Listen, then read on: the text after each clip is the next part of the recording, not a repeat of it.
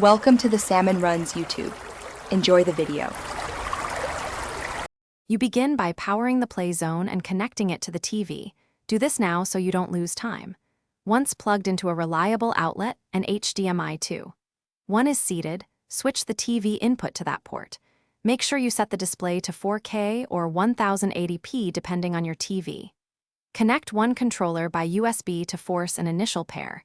Then, after it's stable, pair additional controllers over Bluetooth. This sequence prevents pairing errors and speed setup. Once connected, sign into your PlayZone account and enable automatic updates. This ensures you get the latest fixes and features without manual checks. Make sure the console uses 5 GHz Wi-Fi or, better yet, wired Ethernet to avoid download stuttering. This matters for large game files. Navigate to settings to adjust audio output, HDR and display calibration, plus controller sensitivity. These changes improve responsiveness and image quality. After settings are saved, you're ready to finalize. Install or launch a game and confirm that save synchronization and cloud backups are active so progress is safe.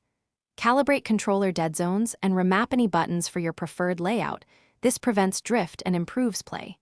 If the game doesn't start, reboot the play zone, reseat the HDMI cable, and confirm firmware is current. These steps fix most issues.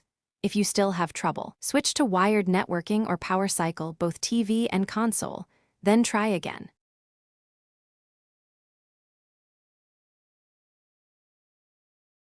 Thanks for watching.